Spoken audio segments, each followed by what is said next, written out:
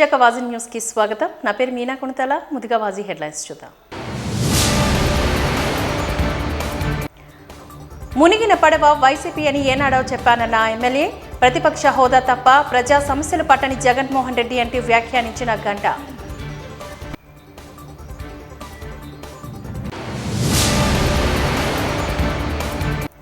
ఫిబ్రవరి 27వ తేదీన జరగనున్న ఉత్తరాంధ్ర ఉపాధ్యాయ ఎమ్మెల్సీ ఎన్నికలకు యంత్రాంగం సిద్ధం. కలెక్టరేట్ విలేకరులకు సమావేశంలో జిల్లా కలెక్టర్ ఎంఎన్ హరేంద్ర ప్రసాద్ వెల్లడి.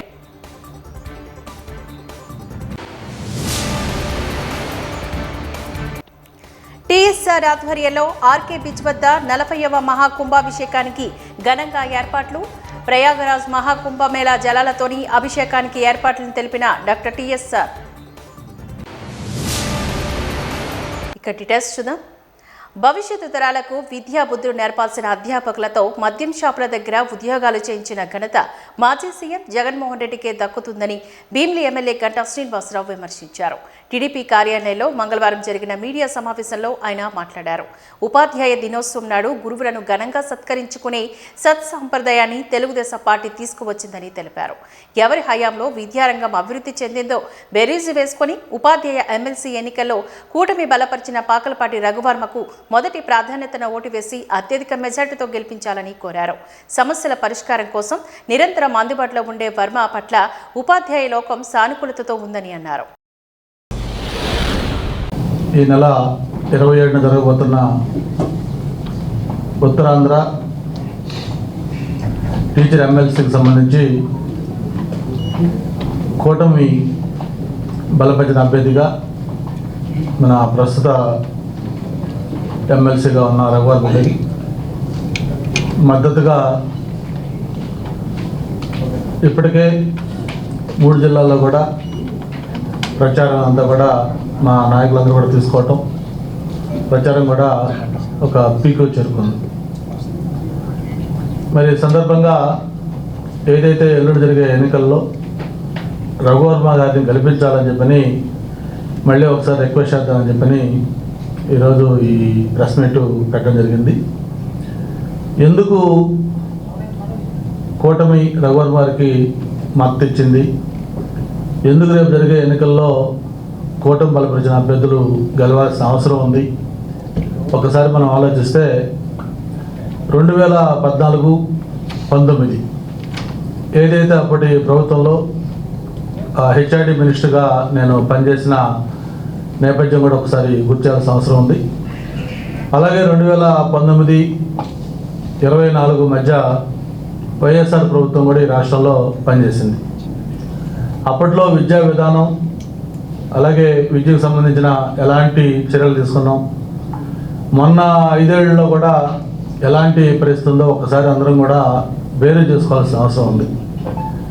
ముఖ్యంగా ఏదైతే విద్యకు సంబంధించి అతి కీలకమైన విషయంగా భావిస్తామో అధ్యాపకులు, అటువంటి అధ్యాపకుల పట్ల ప్రభుత్వాలు ఏ విధంగా వ్యవహరించాయనేది చాలా చాలా ముఖ్యమైన అంశం. మనం చెప్తాం గురు బ్రహ్మ గురు విష్ణు గురుదేవో మహేశ్వర గురు సాక్షాత్ పరబ్రహ్మ తస్మై శ్రీ గురువే నమః అని. అంటే గురువుకి అంత ప్రాధాన్యత మనం ఇస్తా వచ్చాం మన సిస్టంలోనే. తల్లి తండ్రి గురువు దైవం అన్నారు. అంటే తల్లిదండ్రుల తర్వాత దైవం కంటే కూడా మనం గురువుకి ముందు ప్రయారిటీ ఇచ్చేవాళ్ళం. అటువంటి గురువులకు సంబంధించి ఎప్పుడు కూడా తెలుగుదేశం ప్రభుత్వ అధికారంలో ఉన్నప్పుడు వాళ్ళకి హైయెస్ట్ ప్రయారిటీ ఇవ్వటం, వాళ్ళ సమస్యల పట్ల కూడా ఎప్పుడు ప్రభుత్వం సానుకూలతతో ఉండటం, అన్నిటికంటే ముఖ్యంగా వాళ్ళ యొక్క గౌరవానికి భంగం కలగకుండా వాళ్ళని ఒక ఉన్నతమైన స్థానంలో కూర్చోబెట్టే విధంగా ఆ ప్రభుత్వం 5 సంవత్సరాలు కూడా మేము ఆ రోజు పనిచేయడం జరిగింది.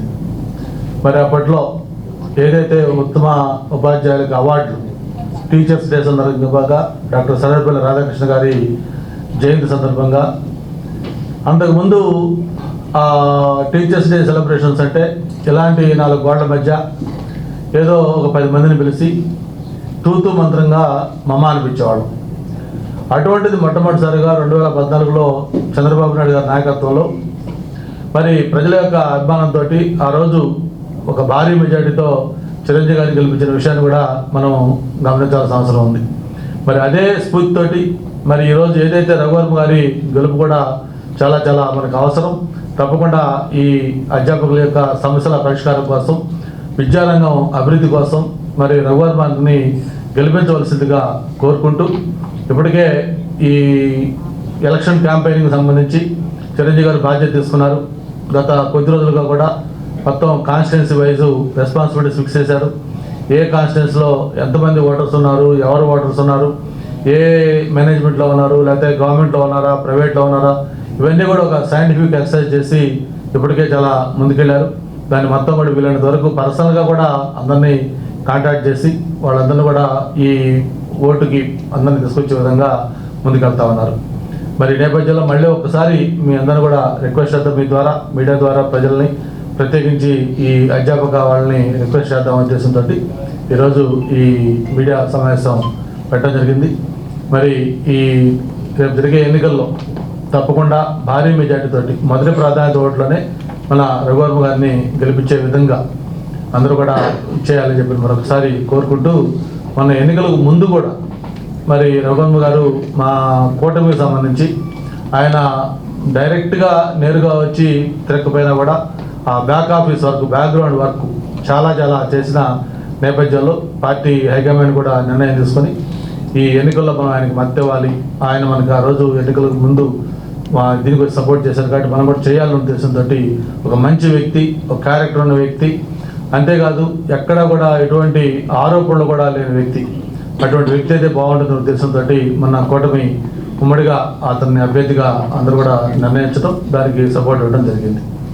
ఇదిలా ఉండగా టీడీపీకి 23 మంది ఎమ్మెల్యేల బలం ఉన్నప్పుడు కాను సరిగా చేస్తే ప్రతిపక్ష హోదా పోతుందని వెటకారంగా మాట్లాడిన జగన్మోహన్ రెడ్డి ఇప్పుడు కేవలం 11 మంది ఎమ్మెల్యేల బలంతో ప్రతిపక్ష హోదా డిమాండ్ చేయడం ఊసరవెల్లిని గుర్తు చేస్తోంది అంటూ ఎమ్మెల్యే గంటా శ్రీనివాసరావు మండిపడ్డారు.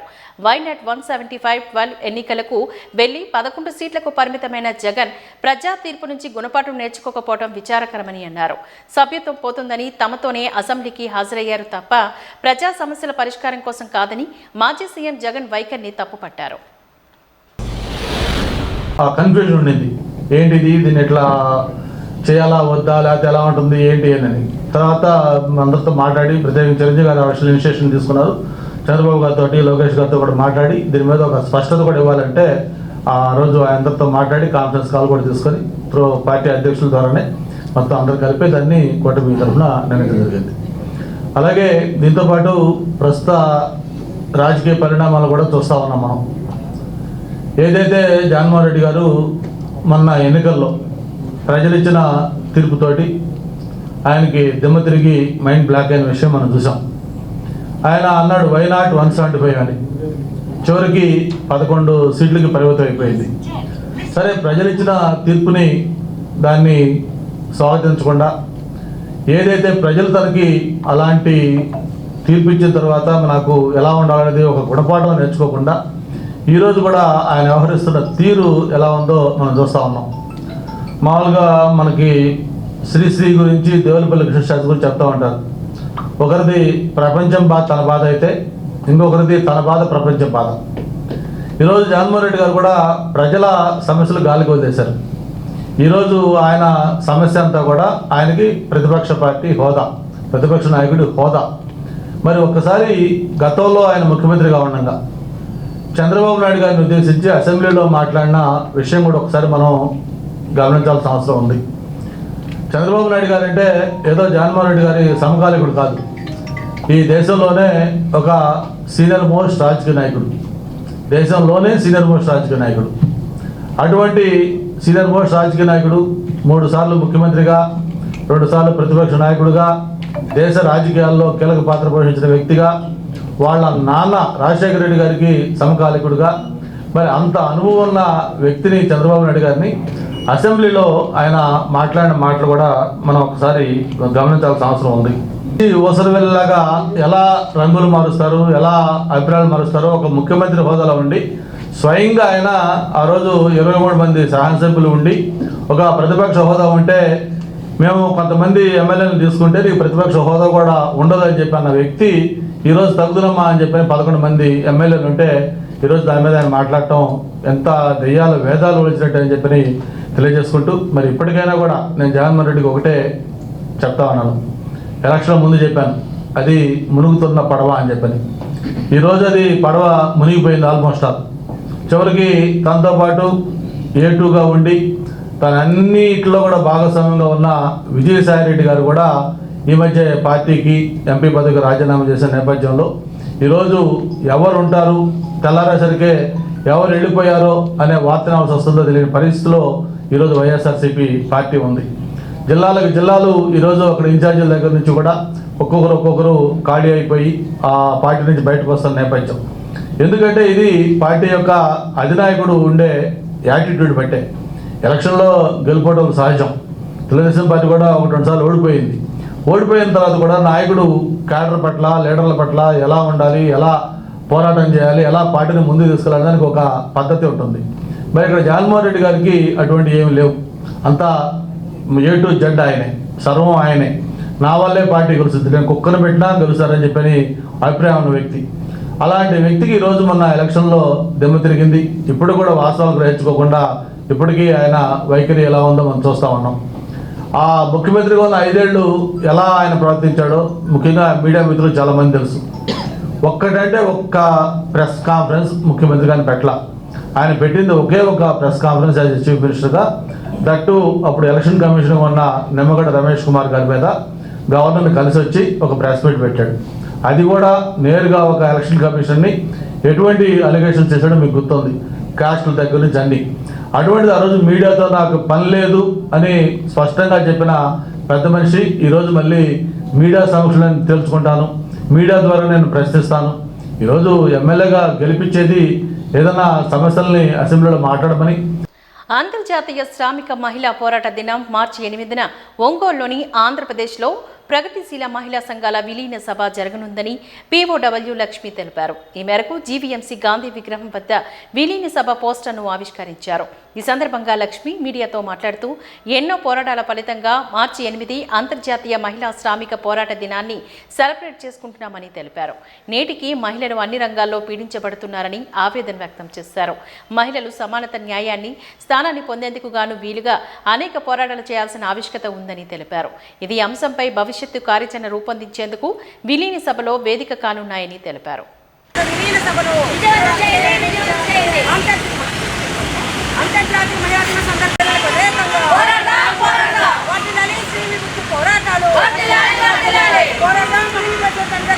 ఒంగోలులో జరగబో విలీన సభను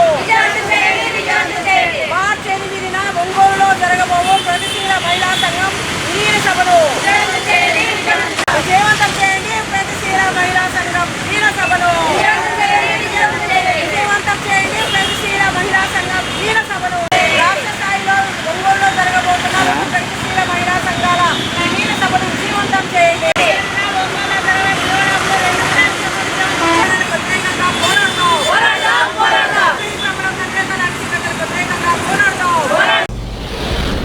రెండు ప్రగతిశీల మహిళా సంఘాల రాష్ట్ర స్థాయి విలీన సభ మార్చి 8 అంతర్జాతీయ శ్రామిక మహిళా పోరాట దినం రోజున ఒంగోలులో జరగబోతుంది.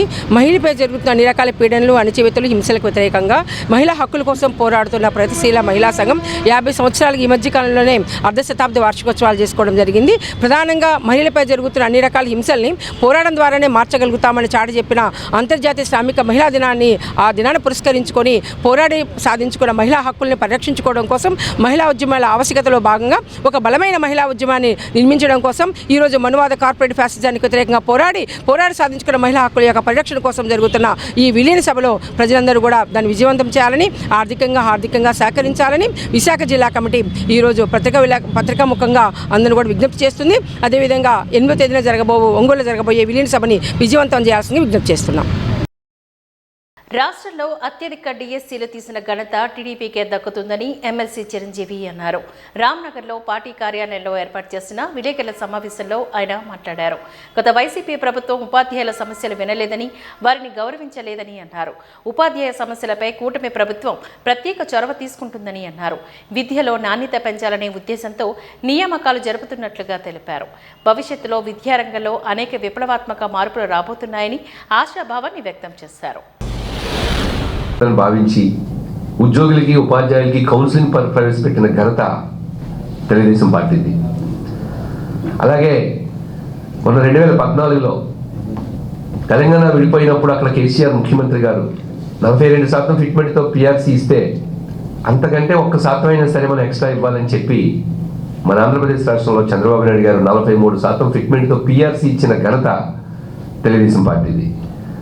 మొన్న 2019-24లో దారుణంగా 117 జీవోలు తీసుకొచ్చి విద్యా వ్యవస్థను అస్తవ్యస్తం చేస్తే మరలా ఈరోజు గౌరవ విద్యాశాఖ మంత్రి నారా లోకేష్ బాబు గారు వచ్చిన తర్వాత 117 జీవోని రద్దు చేసి దాని స్థానంలో ఓ ప్రత్యామ్నాయ జీవోని ఇప్పుడు తీసుకొస్తున్నారు. గత ప్రభుత్వానికి ఇప్పుడు ఎన్డీఏ ప్రభుత్వానికి తేడా ఏంటంటే గత ప్రభుత్వం ఉపాధ్యాయ సమస్యలు వినేది కాదు, వారి అభిప్రాయాలకు విలువనిచ్చేది కాదు. కానీ ఇప్పుడు ఎన్డీఏ ప్రభుత్వం ఉపాధ్యాయ సమస్యలు వింటుంది, వారి అభిప్రాయాలకి విలువనిస్తుంది. ఈ 117 జీవోకి ప్రత్యామ్నాయంగా తయారయ్యే జీవోలో ఉపాధ్యాయుల యొక్క అభిప్రాయాలను వారానికి ఒక్కసారి ప్రతి శుక్రవారం ఉపాధ్యాయ సంఘాలు వెళ్ళి కమిషనర్తో మాట్లాడి తమ అభిప్రాయాల్ని తెలియజేస్తున్నారు. ఈ ప్రత్యామ్నాయ జీవోని ఇప్పటికే పబ్లిక్ డొమైన్లో పెట్టడం జరిగింది. ఉపాధ్యాయ మిత్రులందరూ దానిపై ఎలాంటి సందేహాలున్నా ఎలాంటి సూచనలున్నా సరే ఖచ్చితంగా పబ్లిక్ డొమైన్ ద్వారా ప్రభుత్వానికి తెలియజేస్తే ఉపాధ్యాయుల యొక్క అభిప్రాయాలు కూడా తీసుకొని కొత్త జీవో రావడానికి అవకాశం ఉంది. అట్లాగే ఇప్పుడు బదిలీ చట్టం చేయబోతుంది. ఈ బదిలీ చట్టం చేసేటప్పుడు కూడా ఉపాధ్యాయులకు ప్రాధాన్యత ఇస్తూ ఉపాధ్యాయులందరూ 8 అకాడమిక్ ఇయర్స్ని తీసుకోమంటే ఉపాధ్యాయుల అభిప్రాయం మేరకు ఉపాధ్యాయులకు గౌరవం ఇచ్చి రేపు రాబోయే బదిలీలో 8 అకాడమిక్ ఇయర్స్ని తీసుకోవడానికి విద్యాశాఖ అనుమతించింది. అట్లాగే మన లోకేష్ బాబు గారితో ప్రైవేట్ మేనేజ్మెంట్లు, ఇంజనీరింగ్ కాలేజీలు కానీ, డిగ్రీ కాలేజీలు కానీ, ప్రైవేట్ స్కూల్స్ కానీ, ఐటీఐలు, వొకేషనల్స్, పాలిటెక్నికల్లు వీరందరూ కూర్చుంటే 2 గంటల నుంచి 9 గంటల వరకు లోకేష్ బాబు గారితో చర్చలు జరిగాయి. లోకేష్ బాబు గారు ఇంచుమించుగా వాళ్ళు అడిగిన 10 ఇయర్స్ రెన్యువల్ కావాలంటే ఆన్ ది స్పాట్ 10 సంవత్సరాలు రెన్యువల్ ఇచ్చేయడం జరిగింది లోకేష్ బాబు గారు. అంటే లోకేష్ బాబు గారు ఆ రోజు ఈ ప్రైవేట్ మేనేజ్మెంట్తో మాట్లాడుతూ మొట్టమొదటి ఒక సెంటెన్స్ చెప్పారండి. మేము 10 జీవోలు తీసుకొస్తే 10 కార్యక్రమాలు చేపడితే అందులో 7 బాగా ఉండొచ్చు, ఒకవేళ 3 బాగా ఉండకపోవచ్చు. ఒకవేళ 3 కానీ తప్పు ఉంటే మీతో చర్చించి మీరు సూచిస్తే మేము దాన్ని సరి చేసుకుంటాం. అంతేగాని మా గవర్నమెంట్ ఈ జీవో తీసుకొచ్చింది, ఈ కార్యక్రమం అమలుపరుస్తుంది, మీరు గుడ్డుగా అమలుపరచండి అని మేము వెళ్ళం. ఖచ్చితంగా స్టేక్ హోల్డర్స్ ఎవరైతే ఉంటారో, ఉపాధ్యాయులు ఎవరైతే ఉంటారో ఉపాధ్యాయుల యొక్క మనోభావాలకి భాగస్వామ్యం కల్పిస్తూనే మేము ముందుకెళ్తామని చెప్పి లోకేష్ బాబు గారు చెప్పడం జరిగింది. అలాగే కేజీబీవీలకి గతంలో ఎంటీఎస్ని మన గౌరవ అప్పటి విద్యాశాఖ మంత్రి గంటా శ్రీనివాసరావు గారు ఎంటీఎస్ని ఇవ్వడం జరిగింది. కానీ గత ప్రభుత్వం దాన్ని అమలుపరచలేదు. ఇప్పుడు కేజీబీ వాళ్ళందరూ దానిపై మాట్లాడుతున్నారు. ఖచ్చితంగా లోకేష్ బాబు గారు దీనిపై సానుకూలంగా స్పందిస్తారు. అట్లాగే మోడల్ స్కూల్స్ చాలా రోజుల నుంచి వాళ్ళు సర్వీస్ రూల్స్ అడుగుతున్నారు. దీన్ని కూడా మేము విద్యాశాఖ మంత్రి దృష్టికి తీసుకువెళ్ళాం. అట్లాగే కాంట్రాక్ట్ లెక్చరర్స్ ఉన్నారు, వారికి మే నెలలో 1 నెల శాలరీ కూడా రాలేదు. వాళ్ళు కూడా ఎక్కడికి వెళ్ళినా సరే సార్ మా మే నెల శాలరీ ఏమని అంటున్నారు. దీనిపై కూడా విద్యాశాఖ మంత్రి సానుకూలంగా స్పందిస్తారు.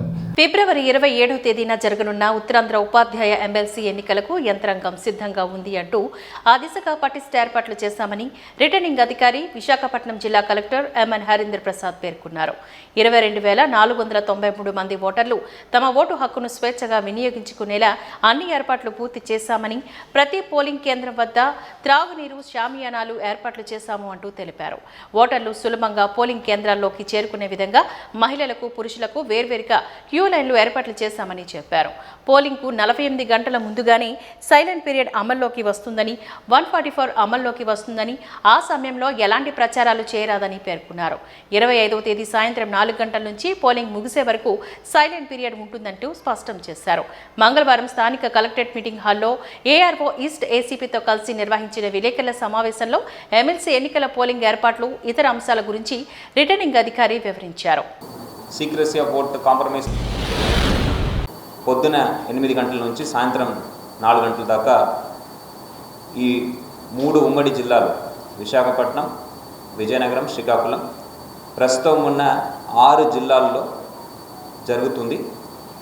ఈ ఎన్నికలు అనేది ఈ జిల్లాల్లో ఏర్పాటు చేసిన 123 పోలింగ్ కేంద్రాల ద్వారా ఈ ఎన్నిక అనేది జరుగుతుంది.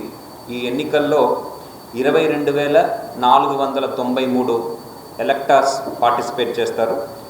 మొత్తం 13,508 మేల్ టీచర్స్, అదేవిధంగా 8,985 ఫీమేల్ టీచర్స్ దీంట్లో పార్టిసిపేట్ చేయడం జరుగుతుంది. వీళ్ళందరూ కూడా ఎటువంటి ఇబ్బంది లేకుండా వాళ్ళకు కేటాయించిన పోలింగ్ కేంద్రాల్లో వాళ్ళ యొక్క ఓటు హక్కుని వినియోగించడానికి తగు ఏర్పాట్లు చేయడం జరిగింది. మనకున్న 123 పోలింగ్ కేంద్రాల్లో కూడా అష్యూర్డ్ మినిమం ఫెసిలిటీస్ మనం ఏర్పాటు చేయడం జరిగింది. సో ఈ పోలింగ్ కావాల్సిన ఏర్పాట్లు అన్నీ కూడా పూర్తి స్థాయిలో మనం కంప్లీట్ చేసుకోవడం జరిగింది. ఈరోజు సాయంత్రం 4 గంటల నుంచి మనకి సైలెన్స్ పీరియడ్ అనేది మొదలవుతుంది. ఈ సైలెన్స్ పీరియడ్లో పొలిటికల్ పార్టీస్, అదేవిధంగా బరిలో ఉన్న క్యాండిడేట్స్ వీళ్ళందరూ కూడా పాటించాల్సిన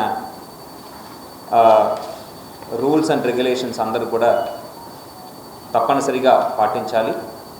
దాని గురించి కూడా మనము పొలిటికల్ పార్టీస్తో, కంటెస్టింగ్ క్యాండిడేట్స్తో సమావేశం ఏర్పాటు చేసుకొని వాళ్ళకు ఎటువంటి చర్యలు తీసుకోవాలి, ఎటువంటి యాక్టివిటీస్ పర్మిటెడ్, ఏ యాక్టివిటీస్ పర్మిటెడ్ కాదు అనేది కూడా వివరించడం జరిగింది. సో ఈ సైలెన్స్ పీరియడ్లో ఎటువంటి ఎలక్షనీరింగ్ జరగకూడదు, సాలిసిటింగ్ ఆఫ్ ఓట్స్ అనేది కూడా జరగకూడదు, appeal to the voters in any form should not be done, no processions, distribution of pamphlets ఇవేమీ కూడా ఈ పీరియడ్లో చేయకూడదు, డిస్ట్రిబ్యూషన్ ఆఫ్ బల్క్ ఎస్ఎంఎస్ కూడా ఈ పీరియడ్లో చేయకూడదు అనేది క్లియర్గా మనము వాళ్ళకి కమ్యూనికేట్ చేయడం జరిగింది.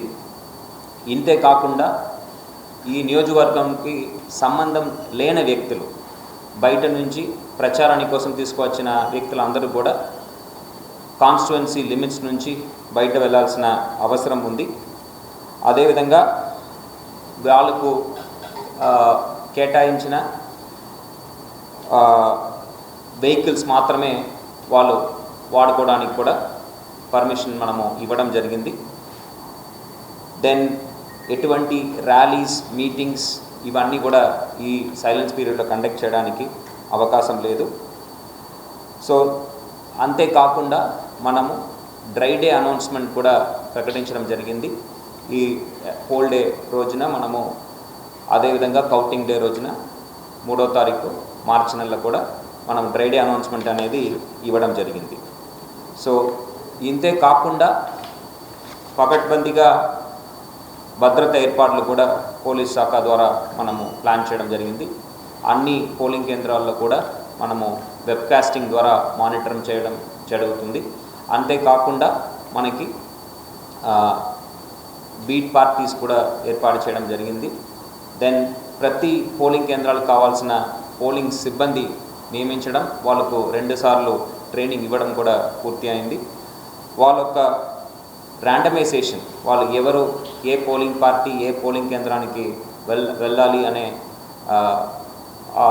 అరేంజ్మెంట్ అనేది కంప్యూటరైజ్డ్ ర్యాండమైజేషన్ ద్వారా ఏర్పాటు చేయడం జరిగింది. 2వ విడత ర్యాండమైజేషన్ కూడా వాళ్ళు ఏ పోలింగ్ కేంద్రానికి వెళ్తారనేది కూడా రేపు మనము ఫైనలైజ్ చేసి ప్రకటించడం జరుగుతుంది. రేపు డిస్ట్రిబ్యూషన్ కావాల్సిన ఏర్పాట్లన్నీ కూడా చేయడం జరిగింది. వాళ్ళకు కావాల్సిన పోలింగ్ మెటీరియల్, పోలింగ్ నిర్వహించడానికి కావాల్సిన మెటీరియల్ అన్నీ కూడా ఏర్పాటు చేసి రెస్పెక్టివ్ డిస్ట్రిక్ట్స్ సంబంధించిన డిస్ట్రిక్ట్ ఎలక్షన్ ఆఫీసర్స్కి మనము అప్పుచెప్పడం జరిగింది. మన జిల్లాల నుంచి కూడా డిస్ట్రిబ్యూషన్ మనము ఏర్పాటు చేసుకున్నాము. ఆ డిస్ట్రిబ్యూషన్ కార్యక్రమం కూడా రేపు ప్లాన్ చేసుకొని చక్కగా వీళ్ళందరూ కూడా ముందు రోజునే వెళ్ళి చేరుకోవడం, అక్కడ పోలింగ్ కావాల్సిన ఏర్పాట్లు పోలింగ్ కేంద్రాలు చేయడం అన్నీ కూడా జరుగుతుంది. ఈ పోలింగ్ ఏజెంట్స్ నియామకం గురించి కూడా అందరూ కంటెస్టింగ్ క్యాండిడేట్స్ వివరించడం జరిగింది. పోలింగ్ ఏజెంట్స్ని వాళ్ళు ముందస్తుగా పోలింగ్ కేంద్రానికి వచ్చి వాళ్ళ యొక్క ఐడి కార్డ్స్ కలెక్ట్ చేసే విధంగా కూడా ట్రైనింగ్లో మనము చెప్పి పంపడం జరిగింది. దెన్ ఓటు వినియోగించడానికి వచ్చేవారు వాళ్ళ యొక్క ఎపిక్ కార్డ్, మన ఎలక్టరల్ ఫోటో ఐడెంటిటీ కార్డు ద్వారా వాళ్ళ యొక్క ఓటు హక్కుని వినియోగించుకోవచ్చు పోలింగ్ కేంద్రాల్లో.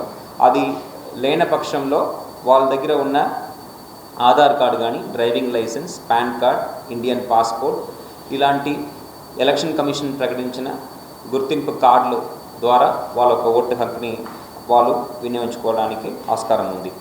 అదేవిధంగా పోలింగ్ కేంద్రాల్లో ఎంటర్ చేయడానికి ఎలక్షన్ కమిషన్ పర్మిషన్ ఇచ్చిన అబ్జర్వర్స్, అక్కడ ఉన్న పోలింగ్ సిబ్బంది మరియు designated district officers like sector officer, RO వీళ్ళు మాత్రమే ఎంటర్ చేయడానికి అవకాశం ఉంది. ఈవెన్ పోలీస్ సిబ్బంది కూడా బయట ఉండి అక్కడ ఉన్న ప్రిసైడింగ్ ఆఫీసర్ పర్మిషన్ ఇస్తే తప్ప పోలింగ్ కేంద్రం లోపల వెళ్ళడానికి వీలు లేదు. పోలింగ్ కేంద్రం లోపల మొబైల్ ఫోన్, రికార్డింగ్ డివైస్ ఏమీ కూడా క్యారీ చేయడానికి వీలు లేదు. సో అవన్నీ కూడా బయటే మనం డిపాజిట్ చేయడానికి కూడా ఏర్పాటు చేయడం జరిగింది.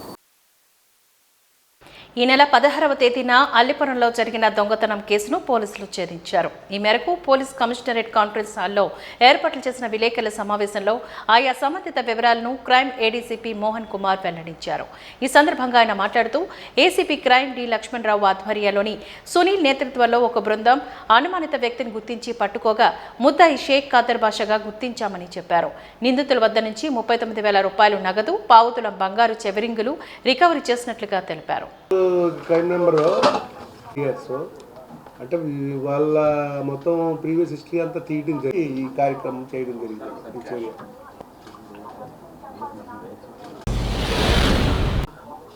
22/2/25 తేదీ రాత్రి 9:45 గంటలకు ఫిర్యాదైన మైళ్ళపల్లి చంద్రరావు, సన్నాపు లేటు సూర్యనారాయణ, 72 సంవత్సరాలు, D3, 4th floor, Magatha empire apartment, Pedawaltair, Visakhapatnam 3 town police స్టేషన్కి వచ్చి తనపై అడ్రస్లో ఉన్నట్టు చెప్పారు. దాని మీద రిపోర్ట్ చేస్తే 22/2/25 ఉదయం తెల్లారగట్ట 4:30 గంటలకు ఇంటి నుండి బయలుదేరి నడుచుకుంటూ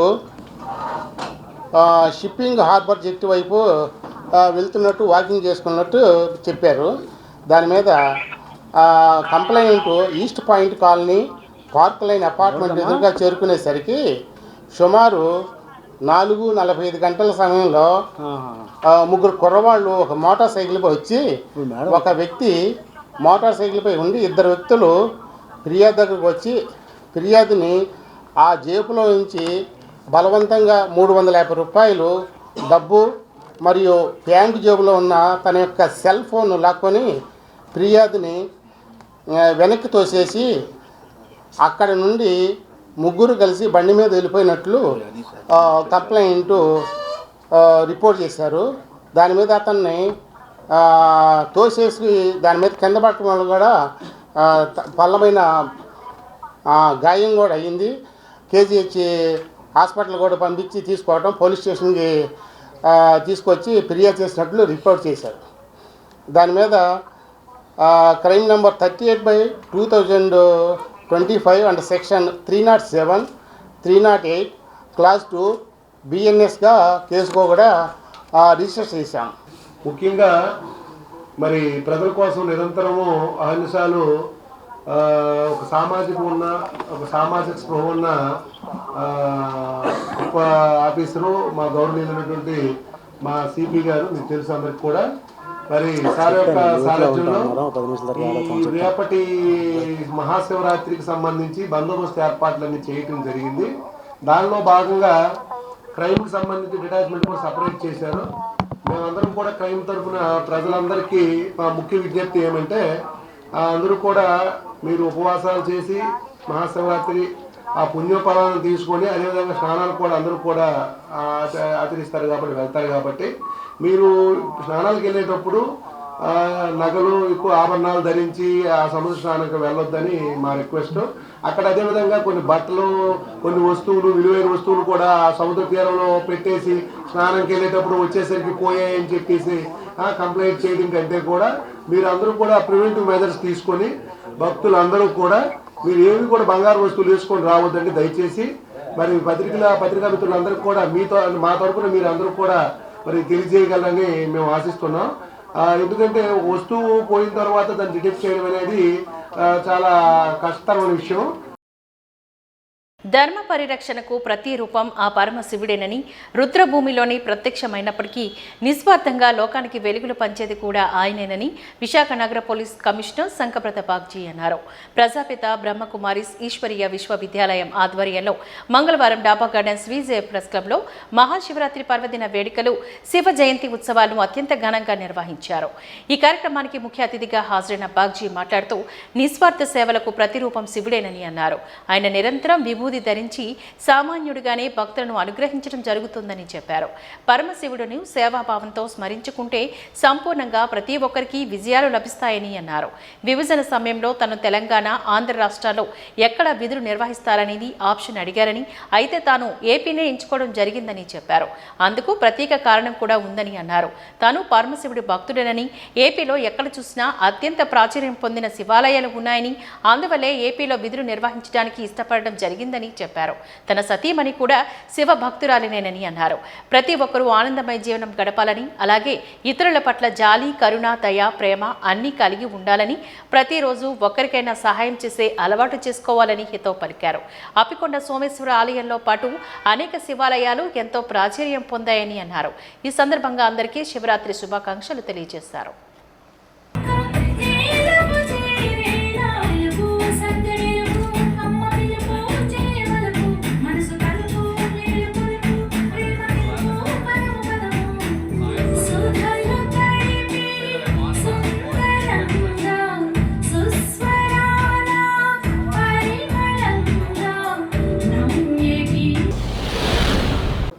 ఈ కార్యక్రమాన్ని నిర్వహిస్తూ ఇందులో కొన్ని సాంస్కృతిక కార్యక్రమాలు ఉంచడమే కాకుండా మా జర్నలిస్టుల సోదరులందరికీ కూడా ఈశ్వరీయ కానుకతో వాళ్ళకి కూడా సత్కరించుతామండి. ఈ కార్యక్రమం యొక్క ముఖ్య ఉద్దేశం. మరి కార్యక్రమాలన్నీ కూడా మనం రేపు అన్నీ కూడా ప్రతి సెంటర్లో కూడా పరమేశ్వరుడు యొక్క విజయ పతాకాన్ని ఎగరవేయడం జరుగుతుంది. భక్తులందరికీ కూడా పరమేశ్వరుని యొక్క యథార్థ పరిచయాన్ని కూడా అందరికీ ఇవ్వడం జరుగుతుంది. ఈ మహాశివరాత్రి అందరికీ కూడా సుఖ సంతోషాలను ఇచ్చి ప్రతి ఒక్కరి లోపల ఉండేటువంటి దుర్గుణాలని జయించడానికి, దుర్వ్యసనాలను జయించడానికి మనస్సు యొక్క బలాన్ని ఇస్తుందని, ఆ పరమేశ్వరుడు యొక్క కృపా కటాక్షాలు ప్రతి ఒక్క ఆత్మకి కలగాలని, వారు సకుటుంబంగా స్వర్గసీమలాగా ఉండేటువంటి గృహసీమను వాళ్ళు స్థాపన చేసుకోవాలని, ప్రతి ఇంట్లో కూడా లక్ష్మీనారాయణ వలె సుఖ సంతోషాలతో ఉండాలని మేము ఆకాంక్షిస్తున్నామండి. ఓం శాంతి. ఇంతవరకు ఎక్కడ చెప్పలేదు. వైఫ్ ఏం చెప్పారంటే, నీకు తెలుసా మన పెళ్ళి ఎవరు నిర్ణయం తీసుకున్నారని? నాకు తెలియదు. పరం దేవుడు శివుడు నిర్ణయం తీసుకున్నారని నేను అనుకుంటున్నా. ఎందుకంటే నేను ప్రతి సోమవారం శివుని పూజ స్టార్ట్ చేశాము. ఎప్పుడు స్కూల్లో ఉన్నప్పుడు ఒకటి కోరిక, నాకు నీలాంటి భర్త కావాలి. అప్పుడు నీలాంటి భర్త మేము ఇద్దరం పెళ్లి చేసుకున్నాము. అది శివుడు, పరం శివుడు ఆయన నిర్ణయం తీసుకున్నాక మన పెళ్లి జరిగింది. కాబట్టి మనం ఆంధ్రప్రదేశ్లోనే ఉండాలి, వేరే చోట వద్దు. సో ఈ విషయం ఎవరికి తెలియదు. ఈ ఫస్ట్ టైం చెప్తున్నా. మా వైఫ్ ఎక్కడికి వెళ్ళినా ఫస్ట్ పోయి అడుగుతారండి, ఇక్కడ శివ టెంపుల్ ఎక్కడ ఉంది. మహాశివరాత్రి రోజు ఉపవాసం చేసి రాత్రి స్వయం పోయి పూజ చేస్తారండి. అప్పుడు వరకు నీళ్లు కూడా త్రాగడండి, అంత భక్తి ఉంది.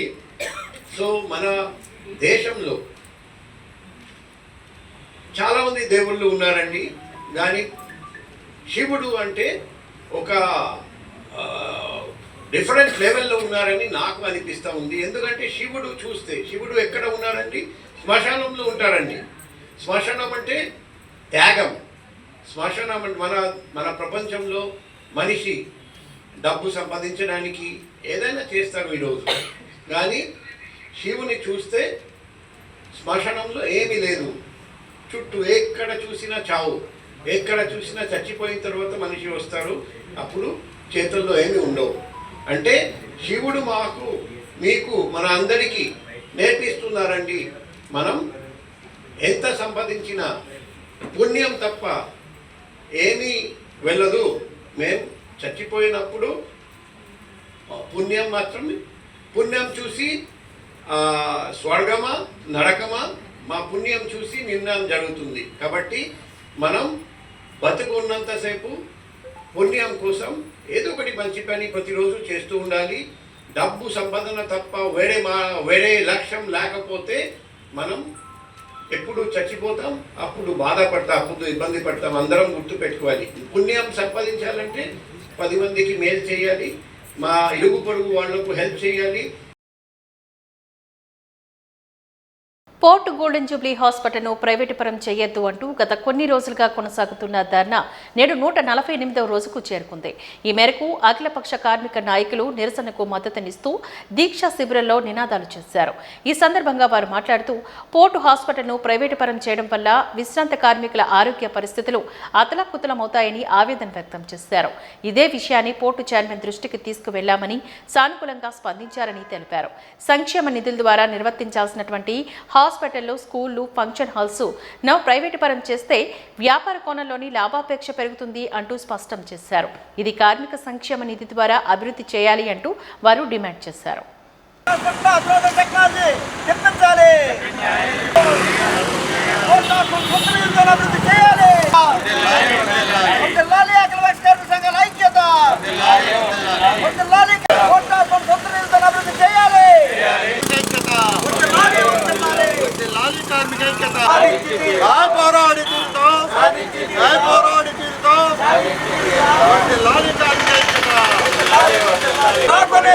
ఆపు చేయాలి ప్రైవేటీకరణ విధానాలు, చేయాలి ప్రభుత్వ ప్రైవేటీకరణ విధానాలు. మరి ఈ వాళ్ళకి పోర్ట్ హాస్పిటల్ ప్రైవేటీకరించకూడదనేసి అన్ని యూనియన్లు కలిపి ఇక్కడ రిలే నిరాదీక్ష ప్రారంభించి వాళ్ళకి 148 రోజులు అయ్యింది. 148 రోజుల నుంచి అన్ని యూనియన్లు ఇక్కడ పెన్షనర్స్, పనిచేస్తున్న వర్కర్సు అందరూ కూడా ఇక్కడ హాజరు కావడం జరుగుతుంది. ఏంటంటే ఈ యూనియన్ కానీ వర్కర్స్ కానీ పెన్షన్ తాలూకు అభిప్రాయం ఏంటంటే పోర్ట్ హాస్పిటల్ ప్రైవేటీకరించకూడదు, పోర్ట్ హాస్పిటల్కి సొంత నిధులతోటే అభివృద్ధి చేయాలన్నది ఒక నినాదం. ఎందుకంటే ప్రైవేట్గా ఇచ్చిన ఇవన్నీ కూడా కళాబాణి కానీ ఇవి కానీ కళ్యాణ మండపాలు కానీ ఇవి ఇచ్చిన తర్వాత చాలా వ్యత్యాసం వచ్చింది. అలాగే బొంబాయిలో కూడా హాస్పిటల్ ప్రైవేట్కి ఇచ్చినందువల్ల అక్కడ మెయింటైన్ చేయలేక ప్రైవేట్ వాళ్ళే మన పోర్టు మీద కోర్టుకి వెళ్ళారు. ఇవన్నీ చూసిన తర్వాత ప్రైవేట్కి ఇవ్వకూడదు, సొంత నిధులు ఉన్నాయి, మనకి విశాఖపట్నం పోర్ట్ ట్రస్ట్కి ఉన్నాయి, ఇప్పటికి 800 కోట్లు ఎంత ఉందని బోగట. ప్రతి సంవత్సరం కూడా ఈ సంవత్సరం కూడా 700 కోట్లు వచ్చేయింది అనేది లాభం ఉంది. ఇది సంక్షేమం గురించి ఏర్పాటు చేసింది కాబట్టి ఈ సంక్షేమాన్ని కంటిన్యూ చేయాలి. అదే ప్రైవేట్ వారికి ఇచ్చినట్టయితే చాలా ఇబ్బంది ఉంది. అది మనకి ఉదాహరణకి ఏంటంటే కరోనా టైంలో ప్రైవేట్ హాస్పిటల్కి పంపించిన వాళ్ళందరికీ సదుపాయం లేక డబ్బులు హెచ్చించినా అక్కడ చనిపోయారు. మనకి అక్కడ ఖాళీలు లేవు అని చెప్పినందువల్ల ఇక్కడ పోర్ట్ హాస్పిటల్ అయితే కళావాణిలోని బెడ్స్ ఏర్పాటు చేసి మన ఆధ్వర్యంలో శిక్ష ఇచ్చినందువల్ల వాళ్ళు అందరూ బ్రతికి బట్ట కట్టారు, ఎవరు చనిపోలేదు, ఖర్చు కూడా తగ్గింది. కాబట్టి ప్రైవేట్కి అయితే నిర్లక్ష్యం ఉంటుంది. వాళ్ళు ఈవేళ వస్తున్నారు అంటే లాభాల గురించి వస్తారు, కానీ మన పోర్టు మీద కానీ విశాఖపట్నం మీద కానీ కార్మికుల మీద కానీ ఏమైనా ఇదికి ఉండి కానీ రాలేదు. వాళ్ళ సొంత లాభం గురించే వాళ్ళు వచ్చేది మనం చూసాము. ఏం చేసినా ఇప్పుడు 40,000 మంది 30,000 మంది పెన్షనర్స్ ఉన్నారు, 10,000 మంది ఇప్పుడు పనిచేస్తున్న కార్మికులు సిబ్బంది ఉన్నారు. అలాగే సిఎస్ఎఫ్ కానీ పూల కళాశాల కానీ వీళ్ళందరూ వచ్చేస్తున్నారు. ఇవన్నీ ప్రైవేట్కి ఇచ్చినట్టయితే ఇవన్నీ ఇబ్బంది ఉంది. ప్రైవేట్కి ఇచ్చిన వాటిల్లో మన కేంద్ర ప్రభుత్వ ఆధ్వర్యంలో ఉన్నవి ఎక్కడా కూడా బిహెచ్పి కానీ స్టీల్ ప్లాంట్ కానీ హెచ్పిసిఎల్ కానీ ఇవన్నీ ఏవి ఇవ్వలేదు. ఒక పోర్ట్ ట్రస్టే పట్టుకొని చేస్తున్నారు. ఇది కేంద్ర ప్రభుత్వం నిర్ణయం తీసుకుందని చెప్పి అన్ని పోర్టులు హాస్పిటల్ ప్రైవేటీకరించాలంటే అన్ని చోట్ల చేసినట్టయితే బొంబాయి కానీ కలకత్తా కానీ మద్రాసు కానీ చేస్తే అక్కడ వ్యతిరేకత వస్తుంది. దాన్ని బట్టి ఇంప్లిమెంట్ చేయలేము. కాబట్టి విశాఖపట్నంలో అందరూ సాధువంతులాగా ఉంటారు, చెప్పింది వింటారు. ఇక్కడ ముందు ఇంప్లిమెంట్ చేసేసినట్టయితే దీన్ని చూపించే దేశం మొత్తం మీద అన్ని పోర్టులు అభివృద్ధి ఇంప్లిమెంట్ చేద్దామని ప్రభుత్వం చూస్తుంది. ఇక్కడ మేనేజ్మెంట్ కూడా ఉంది. మరి టెండర్ పిలిచారు, ఒకే ఒక టెండర్ వచ్చింది. మన ఆందోళన చూసి అది కూడా అందరూ కూడా విరమించుకున్నారు. కాబట్టి ఇక్కడ ఉన్న యాజమాన్యం కానీ అక్కడ కేంద్ర ప్రభుత్వం కానీ ఇక్కడ ఉన్న కార్మికుల గురించి పెన్షన్ల తాలూకా ఆరోగ్యాలను దృష్టి పెట్టుకొని ఇది ఉపసంహరించుకుంటే టెండర్ పిలవకుండా ఉంటే మంచిదనేసి కోరుకుంటూ సెలవు తీసుకుంటాం. టీఎస్ఆర్ ఆధ్వర్యంలోని ఆర్కే బీచ్ వద్ద 40 మహాకుంభాభిషేకాన్ని ఘనంగా నిర్వహించనున్నట్లుగా డాక్టర్ పి సుబ్బిరామరెడ్డి ట్రస్ట్ వ్యవస్థాపక అధ్యక్షులు టి సుబ్బిరామరెడ్డి తెలిపారు. ఈ మేరకు సిరిపురం సమీపంలో టీఎస్ఆర్ నివాసంలోని ఏర్పాట్లు చేసిన విలేకరుల సమావేశంలో ఆయన మాట్లాడారు. ఈ ఏడాది ప్రయాగరాజ్లో జరుగుతున్న మహాకుంభమేళా నుంచి తీసుకువచ్చిన జలాలతో అభిషేకం చేయడం విశేషమని పేర్కొన్నారు. సాగర్ తీరాన బుధవారం ఉదయం 9:30 నుంచి 1,08,00,000 శివలింగాలకు మహాకుంభాభిషేకాన్ని నిర్వహించి ఉన్నట్లు తెలియజేశారు. పంచామృతం, సుగంధ ద్రవ్యాలు, పళ్ళ రసాలతో భక్తులచే స్వయంగా అభిషేకం చేయించి వారికి రుద్రాక్షాలు, పసుపు, తాళ్లు అందజేయడం జరుగుతుందని చెప్పారు. మధ్యాహ్నం 3 గంటలకు స్వామివారి కళ్యాణం, 4:30 హోమం జరుగుతుందని తెలిపారు.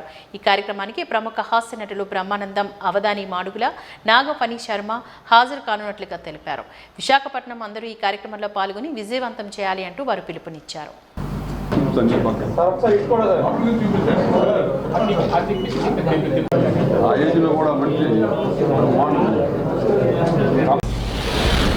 జీవితంలో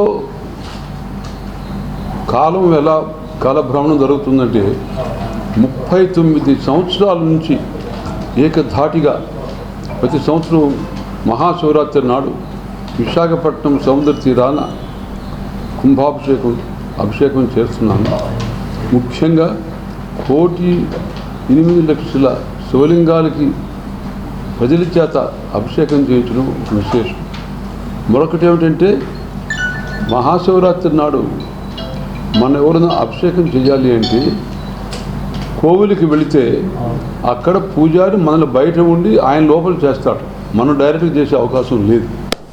కానీ నేను కొత్త ప్రక్రియ ఏమిటంటే 39 సంవత్సరాల క్రితం ఒక మహనీయ వ్యక్తి, శివభక్తులైన ఒక మహర్షి లాంటి ఒక మహత్తరైన వ్యక్తి నన్ను కాకినాడలో నేను ఆయన కలిసినప్పుడు ఆయన చెప్పాడు, కుంభాభిషేకం చేస్తే దానివల్ల ఉపయోగం ఏమిటయ్యా అంటే అక్కడ ప్రజల్ని ఈశ్వరుడు కాపాడుతాడు, చల్లగా చూస్తాడు, ప్రకృతి యొక్క చూంటి విలయ తాండవాలైనా కూడా వాటన్నింటినీ కూడా రక్షిస్తాడు అని ఆయన చెప్తే నాకు ఆశ్చర్యం వేసి, సరే మా విశాఖపట్నం కావాలి స్వామి అంటే ఆయన సరే అన్నాడు.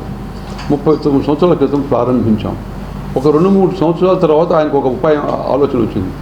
ఒట్టి కుంభాభిషేకమే కాదు, 1,00,00,000 శివలింగాలతో చేస్తే ఇంకా అద్భుతం అని చెప్పి ఆయన ఒక బ్రహ్మాండం స్కీమ్ తయారు చేసి 1,08,00,000 చేయడం మొదలుపెట్టి ఇది 40వ సంవత్సరం. 40 సంవత్సరాలు ఏకదాటిగా సుబ్బరామరెడ్డిగా నా ఆధ్వర్యంలో ప్రజల చేత దగ్గరుండి నేను అభిషేకం చేయించడం అదొక నవ్వుతున్న భవిష్యత్తుని చెప్పాలి. మరొకటి ఏమిటంటే ఎవరో శాస్త్రం కాదు, ఆయన మహనీయ వ్యక్తి శివభక్తుడు నాకు ఎంత నేర్పించి ఆయన నన్ను స్పందింపచేసి ఇది చేయమని, ఈ విధంగా చేయమని ఆయన దేవుళ్ళు ఐక్యం అయిపోయాడు. ఆయన అల్లుడు శ్రీనివాస్ అతను కూడా అద్భుతంగా చాలా చక్కగా ఈ దాదాపుగా ఈ 20 సంవత్సరాల నుంచి ఆయన ఏర్పాటు చేస్తున్నాడు. ఆయన కూడా అనుకోకుండా దేవుళ్ళు కలిసిపోయాడు. ఆయన కుమారుడు చంద్రశేఖర్, ఈ అబ్బాయి బాబీ అంటారు, ఇతను పని కట్టుకొని ఇది మా నాన్న మా తాత వాళ్ళ నేను కూడా చేయాలి, సుబ్రహ్మణ్య గారు చేసేయడం ఒకటి ఈ దీక్షా సంకల్పంగా అని చెప్పి ఇతను సాఫ్ట్వేర్ ఇంజనీర్ హైదరాబాద్లో ఆడ బ్రహ్మాండంగా ఆడ సక్సెస్ఫుల్గా ఉన్నాడు.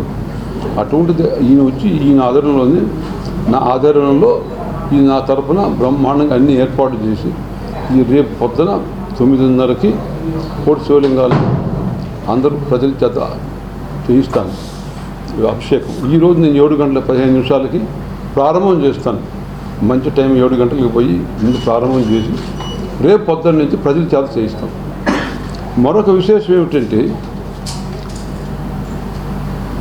అందరం కూడా మహాకుంభాభిషేకంగా వెళ్ళి అక్కడ మనం స్నానం చేసే అవకాశం లేదు. సో మన ఈ మధ్య చంద్రశేఖర్ బాబీ అక్కడ వెళ్ళినప్పుడు సఫిషియెంట్గా వాటర్ తీసుకొని వచ్చాడు. ఆ నీళ్ళని కుంభాభిషేకంలో ఉండే వాటర్ని ఇక్కడ కలిపి ప్రజల చేత ఈశ్వరుడికి ఆ జలంతో మళ్ళీ అభిషేకం చేయించిన ఒక విశేషం ఉంది. ఇందుకు ఎక్కడ జరగలేదు, అది కూడా విశేషం జరుగుతుంది. దాంతోపాటు మరొక విశేషం ఏమిటంటే మన అందరం కూడా తెలుగు వాళ్ళు గర్వించే ఒక మహతైన పండితుడు ఎవరంటే నాగఫణి శర్మ, పెద్ద అవధాని. ఆయన కొన్ని వేల కార్యక్రమాలు పాల్గొన్నాడు. ఆయన వాగ్దాటి, ఆయన సరస్వతి పుత్రుడుగా ఆయన ఫ్లో ఆఫ్ భాష అద్భుతం, అమోఘం అన్నమాట. సో ఆయన యొక్క ప్రతిభను చూసే ప్రభుత్వం ఆయనకి పద్మశ్రీ ఈ మధ్య అవార్డు ఇచ్చారు, అనౌన్స్ చేశారు. సో మేము ఈ సమయంలో మహాశివరాత్రి నాడు ఆయన ప్రతిభను గుర్తించి పద్మశ్రీ వచ్చిన సందర్భంగా నేను ఆయన్ని సత్కరిస్తున్నాం. 5 లక్షలు అవార్డు ఇస్తాం ఆయనకి రేపు. దానికి బ్రహ్మానందం ప్రత్యేకంగా వస్తున్నాడు, శ్రీధర స్వామి ఆయన వస్తున్నాడు. వారితో పాటు ఇక్కడ లోకల్ వంశీ ఎమ్మెల్యే, మరి ఇక్కడ పల్లా శ్రీను ఎమ్మెల్యే, గంటా శ్రీనివాసు వీళ్ళందరూ కూడా పాల్గొంటారు. దగ్గర నాయకులు కూడా అందరూ కలిసి చేస్తారు. మా పూర్వజం లాంటి వాళ్ళు ఈ కార్యక్రమాలకి ఎంకే రాము, ధర్మారావు వీళ్ళందరూ కూడా ఈ కార్యక్రమం దగ్గరుండి అన్ని ఏర్పాటు చేస్తారు. దీని తర్వాత మరొక విశేషం ఏమిటంటే దృశ్య కావ్యం అనేది మనం ఎక్కడ చూడాలి.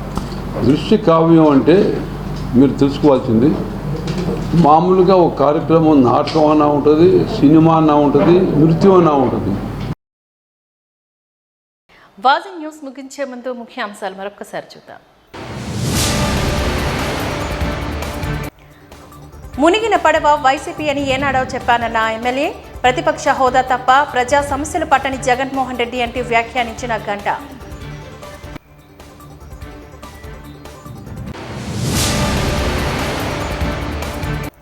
ఫిబ్రవరి 27వ తేదీన జరగనున్న ఉత్తరాంధ్ర ఉపాధ్యాయ ఎమ్మెల్సీ ఎన్నికలకు యంత్రాంగం సిద్ధం.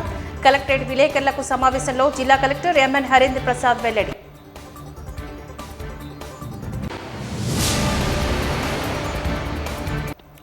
టీఎస్ఆర్ ఆధ్వర్యంలో ఆర్కే బీచ్ వద్ద 40వ మహాకుంభాభిషేకానికి ఘనంగా ఏర్పాట్లు.